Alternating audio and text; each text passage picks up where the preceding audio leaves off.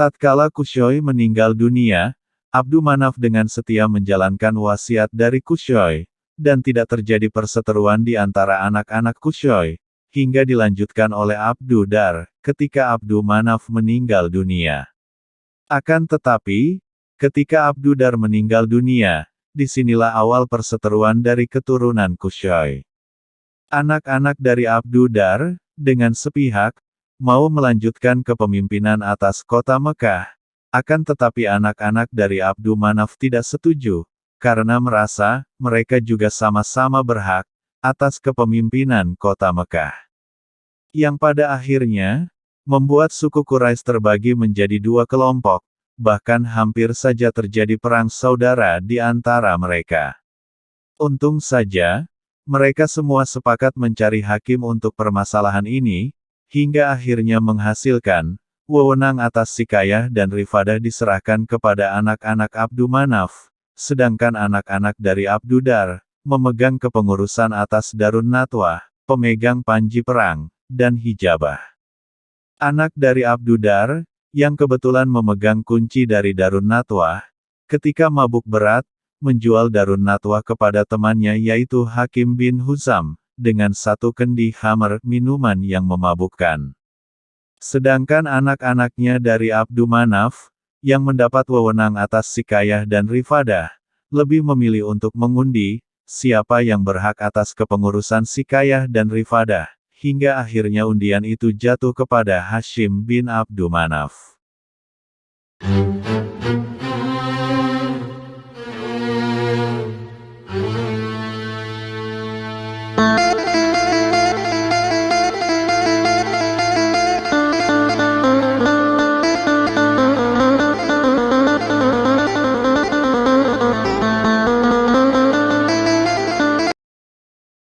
Assalamualaikum warahmatullahi wabarakatuh.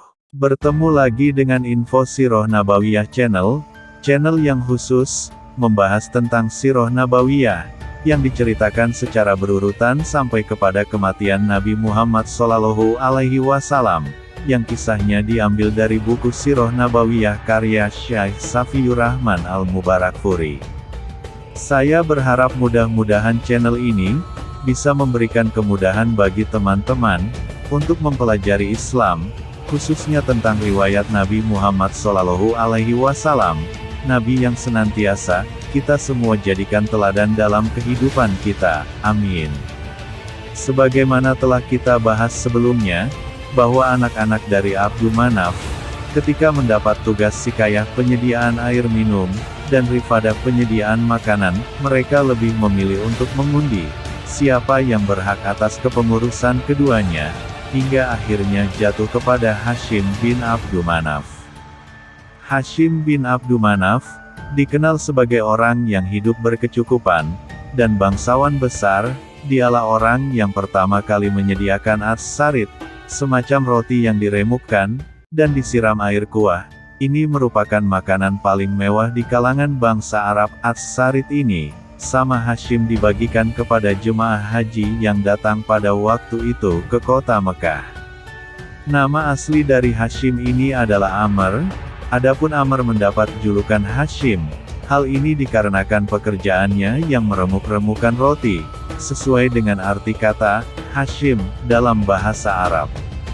Hashim jugalah orang pertama yang membuat tradisi melakukan dua perjalanan niaga bagi kaum Quraisy, yaitu Rihlatus Syita yang artinya perjalanan niaga di musim dingin, ke wilayah Syam, dan Rihlatus Saif yang artinya perjalanan niaga di musim panas, ke wilayah Yaman. Sebagaimana tercantum dalam Al-Quran Surat Quraisy ayat 1-4, Allah Subhanahu wa Ta'ala berfirman, karena kebiasaan orang-orang Quraisy, yaitu kebiasaan mereka bepergian pada musim dingin dan musim panas, maka hendaklah mereka menyembah Tuhan pemilik rumah ini, Ka'bah, yang telah memberi makanan kepada mereka untuk menghilangkan lapar dan mengamankan mereka dari rasa ketakutan. Juga berkenaan dengan hal ini, seorang penyair bersenandung, Amrlah orang yang menghidangkan sarit kepada kaumnya, kaum di Mekah yang ditimpa kurang hujan dan paceklik. Olehnya lah pencanangan tradisi dua perjalanan niaga. Perjalanan niaga di musim dingin dan musim panas. Di antara kisah tentang Amr ini, suatu hari Amr pergi berniaga ke kota Syam, namun ketika tiba di kota Madinah, Amr menikah dengan Salma binti Amr, salah seorang putri dari Bani Adi bin An-Najjar. Dia tinggal bersama istrinya untuk beberapa waktu, kemudian Amr berangkat, melanjutkan perjalanan ke kota Syam, sementara istrinya ditinggalkan bersama keluarganya yang pada saat itu sedang hamil. Atas kuasa Allah Subhanahu wa Ta'ala, Amr atau yang lebih dikenal dengan Hashim, meninggal dunia di negeri Syam, tepatnya di daerah Gaza, Palestina. Keluarga Amr di Mekah tidak ada seorang pun yang tahu perihal Amr menikah dengan orang Madinah. Hingga akhirnya Salma binti Amr melahirkan seorang putra, dan dinamakan Syaibah yang artinya uban. Dinamakan Syaibah karena tumbuhnya uban di kepalanya. Sepeninggal Amr atau Hashim, maka wewenang atas Sikayah dan Rifadah jatuh kepada adiknya yaitu Al-Muttalib bin Abdumanaf. Al-Muttalib ini dijuluki dengan Al-Fayyad yang artinya orang yang dermawan dan murah hati.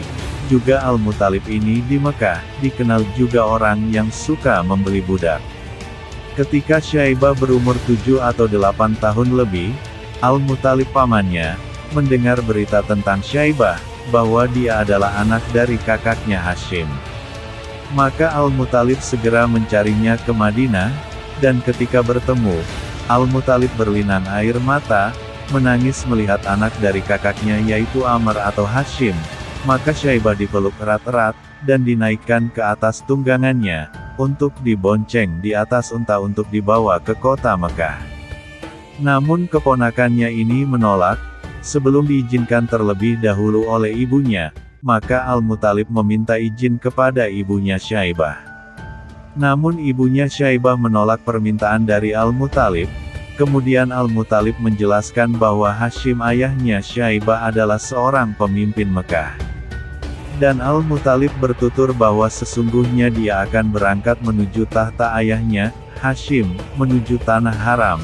Barulah kemudian ibunya mengizinkan anaknya untuk dibawa oleh pamannya ke kota Mekah.